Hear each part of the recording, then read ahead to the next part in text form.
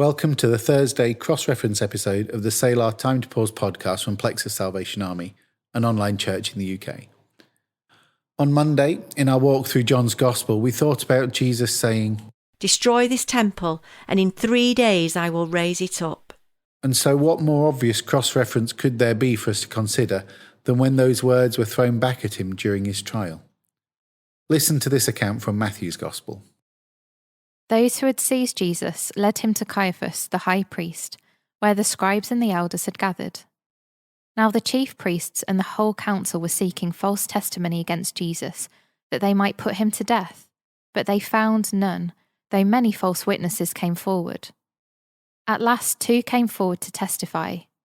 This man said, "Destroy this temple, and in 3 days I will raise it up." And the high priest stood up and said, "Have you no answer to make in reply to what these men testify against you?" But Jesus remained silent.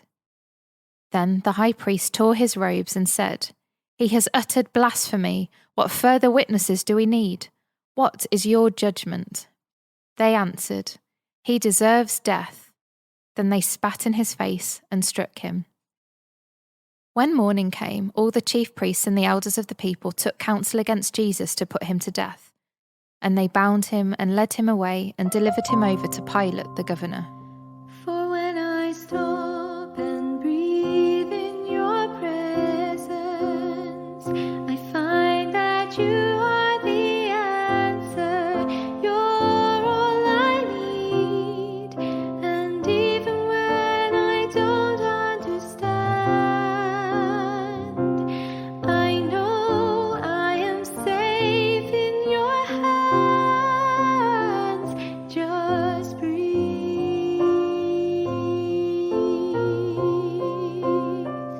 Just breathe.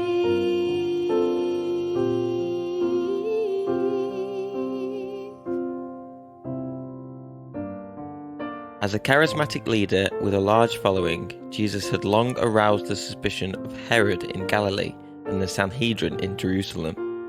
They misunderstood the nature of his kingdom, it is true, but shortly before his arrest, Jesus has indeed used force to drive money changers out of the temple. To a puppet Sanhedrin government intent on keeping peace at any cost for their Roman masters, such an event raised alarm. In addition, a rumour had spread that Jesus claimed he could destroy the temple and rebuild it in 3 days. Jewish leaders had trouble getting witness to agree to the exact wording of Jesus' statement, but their alarm is understandable. Imagine the reaction today if an Arab ran through the streets of New York shouting, "The World Trade Center will blow up and I can rebuild it in 3 days." So wrote Philip Yancey, reflecting on this section of the trial of Jesus. His perceived threat to the temple was a threat to the religious leaders and to their power. They had authority over the people precisely because they had authority over the temple.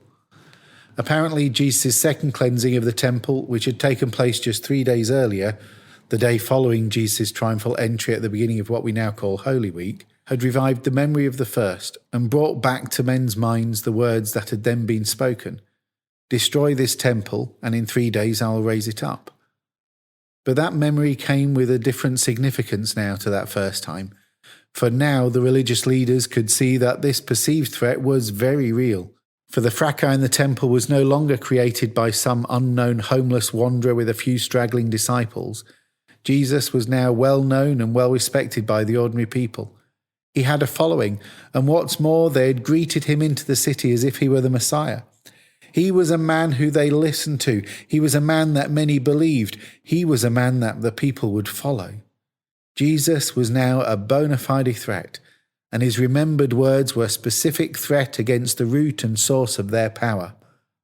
It was a simple decision, therefore, to make, and all the more cold-hearted and callous for its simplicity. But they could avoid it no longer. Jesus needed to be eliminated. And so the plan for his execution was laid. Yet, with hindsight, we're able to see that not only did their plan to put an end to Jesus backfire spectacularly, but it also brought about the end of the temple too. If anyone had said to any of that howling mob that stood round him at the judgment seat of the high priest, to those who plotted to condemn him to death because he had blasphemed the temple, if anyone had said to any of them, You, at this moment, are pulling down the holy and beautiful house in which your fathers praised. And if anyone had said to those who went on shout, 'Crucify him,' what you are doing now is the destruction of your national worship and of yourselves, the words would have been received with incredulity, and yet they were simple truth. Christ's death not only destroyed the temple that was his body, but it also destroyed the physical temple that those leaders tried to protect, as the veil which guarded the Holy of Holies at the very heart of the temple, the sacred place which made this collection of stones to be more than just a grand building, but to be instead a temple, as the veil at the very heart of the temple was rent in twain from the top to the bottom at the moment that he died. That one physical act which accompanied the death of Jesus, the culmination of their plan, was the moment that the sacred temple had now gone the way of the first and was no more. There was no more sanctity now within those courts, and that temple and priesthood and sacrifice and altar and ceremonial and all became in one moment both antiquated and supplanted. Christ's death had now made a visible reality of everything which the temple worship had only symbolized. That which was the shadow was now put away, for the substance had been revealed. The fire which would follow a few years later simply closed down the building. The temple had already gone, even though the religious leaders had never noticed. And in its place has come the Christian church, the body of people which is now all that the temple aspired to be. The destroyed temple disappears, and out of the dust and smoke of the vanishing ruins there rises, beautiful and serene, though incomplete and fragmentary and defaced with many a stain, the fairer reality, the church of the living Christ. Conceived at Calvary, birthed at Pentecost, and a living reality today, God's people filled with the Holy Spirit, God's people, the true temple. Jesus said, "Destroy this temple, and in 3 days I will raise it up." and he did.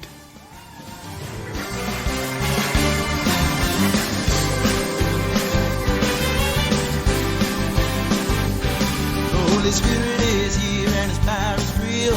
Anything can happen and it probably will. Something very good is going on around here. There is a light that shines to make the dark disappear.